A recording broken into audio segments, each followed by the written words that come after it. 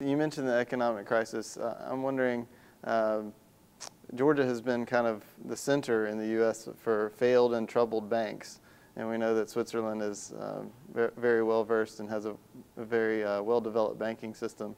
But out of this crisis have come demands for transparency and increased transparency, and we know that the Obama administration has demanded some Swiss banks turn over the records of some American customers. Can you talk about the roots of the privacy aspect of Swiss banking and how that has maybe changed as a result of the crisis? Let me come back to the beginning of your subject. Yes, we have an important banking system in Switzerland. The whole financial sector is for about 12 to 14% of our GDP. The banks themselves stand for 8%, so it's an important part of our economy, but it's not as big as some people think. Our main economy is producing goods, exporting. Every second Swiss franc we earn is earned abroad, and yes, we need an efficient banking system for that. UBS was most hit, not only in the field you mentioned, but also in the subprime. I mean, they lost 44 billion alone in the subprime. Therefore, the Swiss banking system did fairly well, not UBS. So we should be careful not to confuse Swiss financial center and the biggest bank and the most hit by the economic crisis, UBS. You mentioned banking secrecy, bank secrecy. Yes, it's a long tradition in Switzerland, but my government came to the conclusion that we have, everybody has to pay taxes, as we expect the Swiss citizen to pay taxes. And if banks helped citizens, for example, of the United States, to use their services to hide or not to pay, to hide money or not to pay taxes, that is not acceptable. And therefore, we decided to comply with OECD rules, in particular Article 26, so that in the future we will give, after request by the US government, also administrative assistance in cases of tax evasion. That's a big political change in our system. We negotiated a new double taxation agreement, which is now in the ratification process, both in Swiss Parliament as well as in the Senate here. We hope that it's entering into force next year, which exactly will then comply with those rules. In the meantime, we negotiated a deal concerning UBS.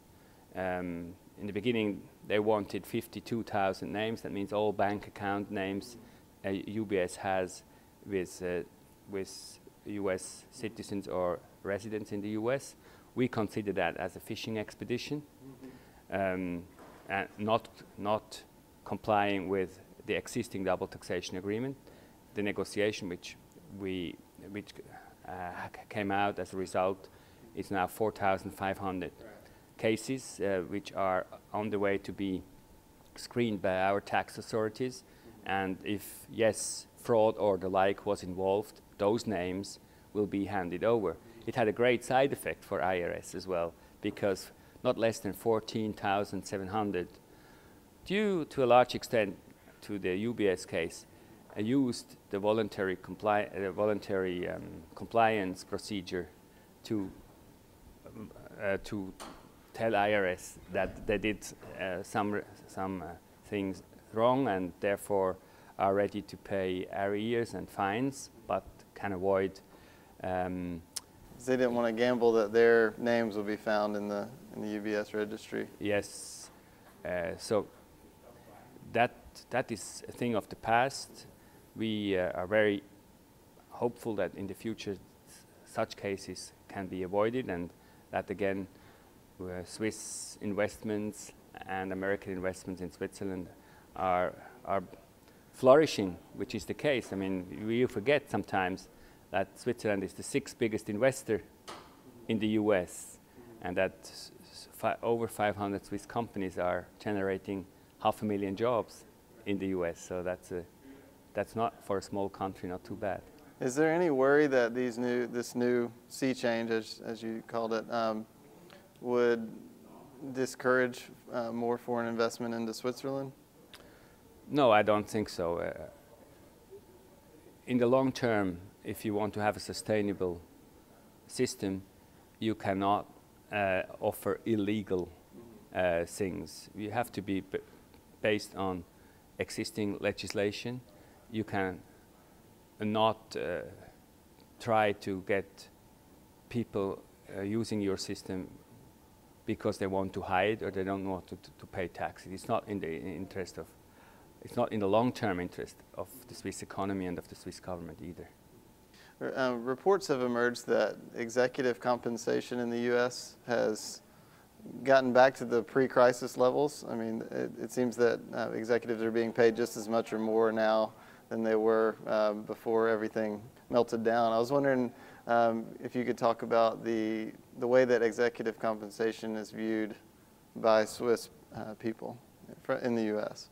Yeah, we have a big discussion about bonus and boni payment in Switzerland too, and the two big banks already took the necessary measures to not only change their bonus system, but also reduce dramatically some of the executive payments. But I mean, it's always difficult for the individual who earned so much before to be happy with half or less. So it will be a long struggle to not only introduce it, but to keep it that way. And of course, the tendency is to go back to square one. That means, but I think the political will is there on both sides of the Atlantic not to allow that. And this climate of oversight has also had Mr. Obama, President Obama, calling for financial centers around the world to impose different taxes on financial institutions. Do you know anything about that? I know that Switzerland rejected that. Actually, we were contacted by the American Treasury Secretary if we would be interested to introduce the same system, to have a kind of it's basically a tax on the banks, which should allow on a mid and long term to pay back the money they got from the public sector to survive in the last 2 or 3 years. And we had a similar case with the UBS in Switzerland, which they got money from the public sector. We created a bad bank for them, where they could park all their toxic assets. So we have an interest worldwide that everybody is treated the same way, because otherwise there is an unfair competition. So yes, there are discussions. We are not yet there to say, well, we will do the same as you do, but it's probably in the common interest to talk about and find common solutions to avoid that people are running again away from one country to the other because they might get a better treatment in one or the other country.